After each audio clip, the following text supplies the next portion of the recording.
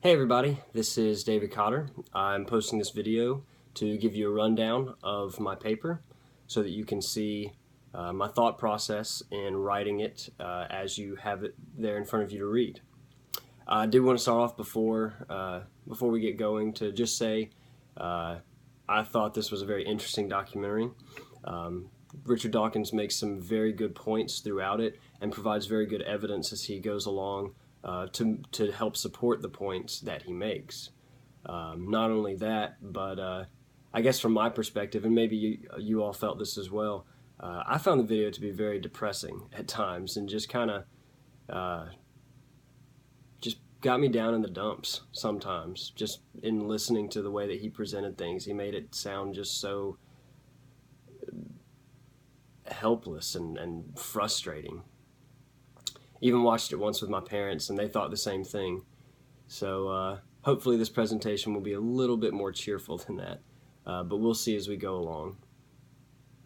So as many of you may know, Richard Dawkins has always been well known within the scientific community, as well as an advocate for atheism.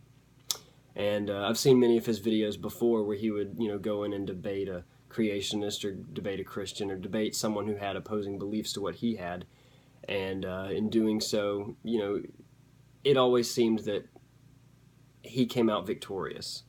And I don't necessarily agree with that, but I guess just the amount of evidence that he produces versus faith as people see it, whenever you have concrete evidence, it always seems to hold up more against than just someone saying something. And that's kind of what he did with this documentary. There's many times in which he presents something that takes faith to believe, and because there's no concrete evidence of it, he makes it appear as though it's completely useless to believe in. And so from the very beginning, I think that is actually one of the major fallacies that he commits. Right at the very start, within the first 2 minutes of the film, he basically makes the statement, there's no well-demonstrated reason to believe in God. And through that, he basically is stating that because there's no well-demonstrated reason to believe, that faith does not require reason and therefore should not be taken seriously. And so because of that, instead of him, analyzing different parts of the faith, he just specifically draws the conclusion from the very beginning that there is no reason for it. And because of that, you really don't even need to watch the documentary because you already know how it's going to end. And so I think that's his major fallacy there right at the very beginning, is that he's basically begging the question that there's no reason to believe because I say there's no reason to believe. And you even see that as it continues, as the video continues, Richard continues to make these arguments, I believe this, or to me this means this, and all this stuff, and ultimately he's saying that his opinion or that what he believes or what he thinks it has authority somewhere. And of course that goes back to the fallacy of illegitimate authority. Looking at his education, he's got numerous degrees. He's got bachelor's degrees, he's got master's degrees, he's got a PhD in zoology and biological processes and stuff like that. But nowhere in his credentials do you see a degree in theology or a degree in religious studies or a degree in any kind of religion, for that matter. And so it's almost as though he's proclaiming himself to be an authority figure on the subject simply because he has an opinion about it. And I think that's just a major fallacy in itself. He can't sit here and state that he knows all the stuff about Christianity or about Islam or about Judaism simply because he read about it online. He's not a practicing Christian, Muslim, or Jew, and so because of that, he can't make these assumptions and call himself an authority figure on the subject. And so we see right there at the very beginning, before the documentary really even gets started, that he's giving himself basically way too much credit, saying that he knows best simply because he has science degrees. Which his science degrees and the amount of evidence he presents in the scientific approach is great. And if he had done the video in that sense, of, let's take what science says and look at it and then maybe compared it to Scripture or something like that, and given a more concrete backing and more concrete opinions instead of just his own opinions without him being a practicing person of these religions, then it probably would have held up better. But you can see those two fallacies right off the bat, that he claims to be an authority on the subject when he's not, and ultimately he sets up the conclusion from the very beginning by stating that there's no reason to believe because there's no reason. That's basically it. And he continues to go throughout the video presenting all these arguments that don't provide reason. And so it's interesting as you see as he goes along that he titled the documentary "The Root of All Evil."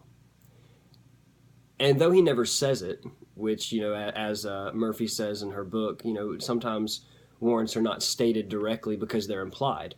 And so though he never states specifically in the video, religion is the root of all evil, that's one of those implications that we can see just simply because it's the subject matter of the documentary, that he basically is claiming religion is the root of all evil. And if we look at that, religion's not the root of all evil. Obviously, there are some people who have a religious affiliation, whether they be, a Muslim extremist, or whether they be a Christian who goes around and murders abortion doctors, as we saw in the video. Yes, those can cause a negative view towards Muslims, towards Christians, towards whatever religion they're a part of, but it doesn't mean that religion is the cause of the world's problems, because there are plenty of individuals who don't have a religion, who claim to be atheists, who still are evil, who still commit horrible acts all around the world. And so you can't claim that religion is the cause of all evil because it's not. There are people without religion at all who commit evil things. And so because of that, he basically commits the fallacy there of false cause, stating that religion is the cause of all evil when it's not. And that can be clearly demonstrated. Another interesting fallacy that you see him point out is composition. He takes, specifically if you look when he's talking about the Catholics in Lourdes, France, and then of course, Muslims, Jews, all these individuals, he puts them all into just one group, and basically, Christians, Muslims, and Jews. And because of that, he's basically stating that everyone has the same beliefs. I mean, we can even see just within, Christianity, you've got, Catholics and Protestants, and then even within the Protestant group, you have multiple denominations. And that's simply because of different beliefs. Within, the Muslims, you have the Sunnis and the Shiites. Obviously, they believe different things. And then even within Judaism, you have Jews who believe different things. You have Messianic Jews. You have Orthodox Jews. So to claim that they all believe the same things, yes, we all read the same book, in the sense of, we read the Bible, all Christians read the Bible, all Jews read the Torah, and all Muslims read the Quran. But to put all of us into this one class that we all believe the same thing is to commit the fallacy of composition. And by him doing that, it basically, the composition is why we have so many problems in the world today for religious sects. For example, you see a Muslim commit a suicide bombing or something, and all of a sudden all Muslims are bad. Well, no, not all Muslims are bad. Now, I mean, yes, you always have those extremists that go out and commit, horrible things. But ultimately, not all Muslims are bad. And in his composing all of these people into a single belief, it's a fallacy within itself. And so we can't have that. At another point in the documentary, Dawkins talks about the issues between intelligent design and evolution. And he uses the example of Mount Improbable, in which he's climbing up this steady slope along the back of a mountain, where the front of it is just a straight slope here. And he compares intelligent design to taking, leaping up the entire mountain in one jump, whereas evolution was this steady slope that goes up and, gets you to the top. And while that may be true, what it looks like, to say that, you are, first of all, denying the existence of a God, because in stating the reality of a God, it's easy to make that jump. If you believe in an intelligent designer, if you believe in a creator, you can make that jump regardless of how high the mountain is, whether it's, a 100-foot mountain or, the size of Everest, whatever it is, you can make that jump with an intelligent designer, with a creator.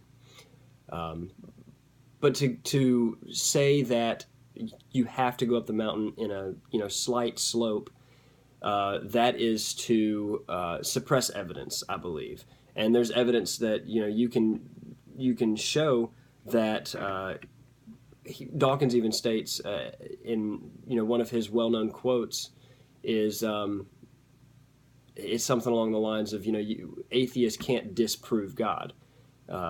They can't prove him, but they can't disprove him. And so because of that, he just takes the approach that God just doesn't exist, and he suppresses evidence that not only supports the intelligent designer, but that would tear down the debate between evolution or biological processes. And so in suppressing that evidence, he can make basically what he says, as long as there is evidence to support exactly what he says, he can make it sound true, and we can't do anything about it, obviously, with it being in the video. So we just have to take him at his word. And so right there, he just suppressing evidence there causes just a